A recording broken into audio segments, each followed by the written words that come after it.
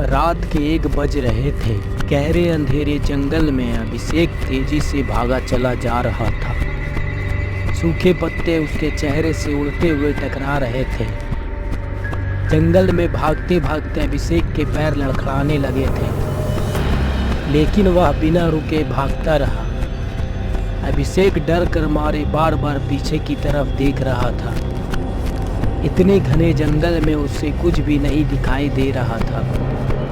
यहाँ तक आसमान में चमकने वाले चांद भी नहीं दिखाई दे रहे थे। अभिषेक हांफते हुए बोला, अरे आज चांद कहाँ चला गया है? ना कहीं रोशनी दिखाई दे रही है। हे भगवान, कहीं आज अमावस्या की रात तो नहीं है? अमावस्या की बात बोलते ही अभिषेक कांपने लगा और जोर से चिल्लाकर बोला, हे भगवान, आज बचा लो।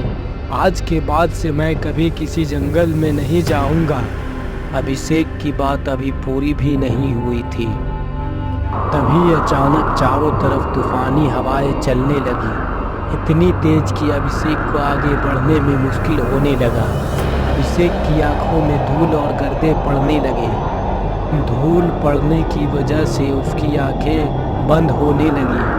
अभिषेक डर कर मारे एक पेड़ के नीचे रुक गया और अपनी आंख साफ करने लगा।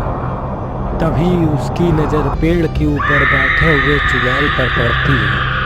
चुड़ैल को देखकर अभिषेक बुरी तरह से डर जाता है। जैसे ही अभिषेक भागने के लिए अपना पैर आगे बढ़ाता है, चुड़ैल उसके ऊपर से झपटती है। तभी अचानक चिल्लाते हुए अभिषेक की नींद खुल जाती है। मुझे छोड़ दो, मुझे छोड़ दो। तभी अभिषेक की पत्नी उठ जाती है। क्या हुआ जी? इतना क्यों चिल्ला रहे हो? कई दिनों से मुझे एक सपना जो मुझे बार बार आ रहा है। मेरे सपने में एक डरावनी शक्ल की औरत मुझे बार बार डरा रही है। तभी कोमल बोलती है, ज्यादा काम करने की वजह से तुम्हारे थकान महसूस हो रही है। इसी वजह से तुम्हारे अजीब सपने आ रहे हैं। चलो, कुछ दिन के लिए हम अपने गांव घूमकर आते हैं, फिर सब ठीक हो जाएगा। तुम सही बोल रही हो। मैं ऑफिस से कुछ दिनों की छुट्टी ले लेता हूँ। तुम सामान पैक कर लो, कल शाम में ही निकल जाएंगे। अभी सो जाओ। सुबह उठकर अभिषेक ऑफिस के लिए चला जाता है और कोमल अपनी सामान पैक करने लगती है। फिर शाम को अभिषेक घर आ जाता है और वो दोनों गांव के लिए रवाना हो जाते हैं। अभिषेक की कार अब जंगल में पहुंच गई थी। उस जंगल में सन्नाटा छाया हुआ था, कुछ वैसा ही सन्नाटा जो शमशान घाट में होता है। अचानक अभिषेक के कार के आगे एक औरत अचानक से आ गई। अभिषेक कार का ब्रेक लगाते लगाते उस औरत को टक्कर मार देता है। वो औरत खून से लथपथ सड़क पर तड़पने लगती है। अभिषेक का कार पर से नियंत्रण बिगड़ जाता है और उसकी कार एक पेड़ से जाकर टकरा जाती है। कोमल चिल्लाते हुए बोलती है, अभिषेक, तुम कैसी गाड़ी चला रहे हो? हम लोग अभी अभी बचे हैं। तभी अभिषेक बड़बड़ाते हुए बोलता है, मैंने उस औरत को मार डाला। मुझसे एक्सीडेंट हो गया है। कोमल, मुझे बचा लो। कोमल सामने की तरफ देखती है तो उसे कोई भी नजर नहीं आता है। सामने तो कोई भी नहीं है अभिषेक, ये तुम क्या बोल रहे हो? कोमल, अभी अभी मेरे कार से उसका एक्सीडेंट हुआ है। पता नहीं कहाँ चली गई है। अभिषेक बार बार एक ही बात बोला जा रहा था, लेकिन सड़क पर सचमुच कोई भी नहीं था। कोमल बोलती है, अभिषेक, लगता है बहुत देर ड्राइव करने की वजह से तुम थक गए हो। तुम थोड़ी देर आराम करो, मैं गाड़ी चलाती हूँ। कोमल गाड़ी चलाने लगती है, लेकिन अभिषेक की आंखों के सामने बार बार वही दृश्य नजर आ रहा था। कुछ देर के बाद वो अपने गांव पहुंच जाते हैं। कोमल अपनी माता पिता से मिलती है और वो दोनों रात का खाना खाकर सोने चले जाते हैं। गांव जंगलों की तरफ पड़ता था। जंगल से कुछ भूखे भेड़िए की चिल्लाने की आवाज आ रही थी। अभिषेक डर कर मारे चादर ओढ़कर सो जाता है। रात के 12 बज गए थे। अभिषेक गहरी नींद में सो रहा था।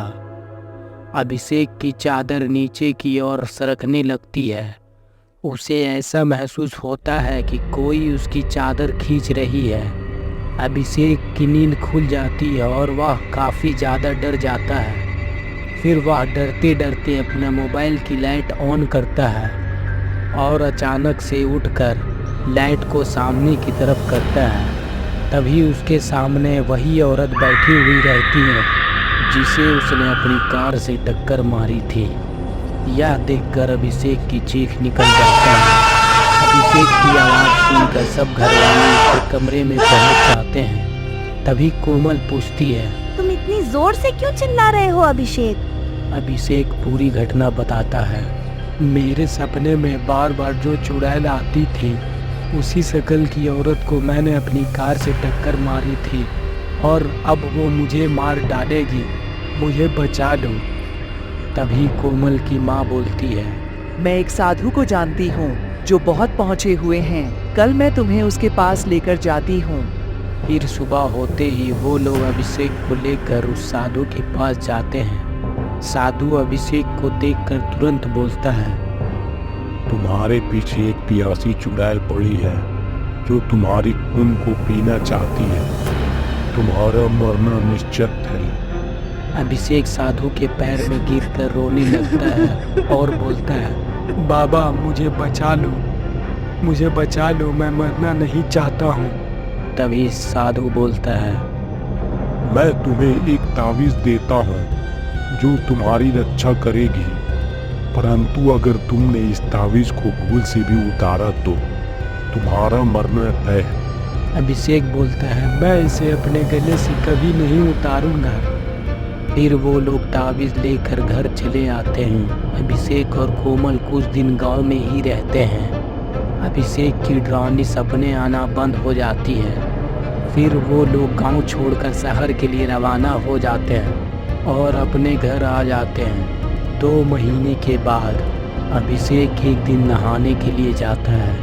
उसके कपड़े के साथ तावीज़ भी उतर जाती है और उसे पता ही नहीं चलता है। नहाने के वक्त अभिषेक के सामने वही चुड़ैल दीवार पर चिपकी हुई नजर आती है और वो चुड़ैल जोर जोर से हंसने लगती है। अब तुम्हें कौन बचाएगा? अभिषेक अपनी गले की तरफ देखता है तो तावीज़ उसके गले में नहीं रहती है। अभिषेक तावीज़ लेने के लिए जैसे ही अपना कदम बढ़ाता है तभी चुड़ैल उसके ऊपर झपट कर उसका गला काट कर उसका खून पीने लगती है और वहाँ से चली जाती है। कोमल को बाथरूम से अभिषेक की चिल्लाने की आवाज़ आती है। वह बाथरूम की तरफ भाग कर आती है तो उसे अभिषेक का मरा हुआ लाश दिखाई देता है और वह जोर जोर से रोने लगती है। दोस्तों अगर वीडियो पसंद आया तो हमारे इस वीडियो को लाइक करें और चैनल को सब्सक्राइब करें और हाँ एक प्यारा सा कमेंट ज़रूर करें।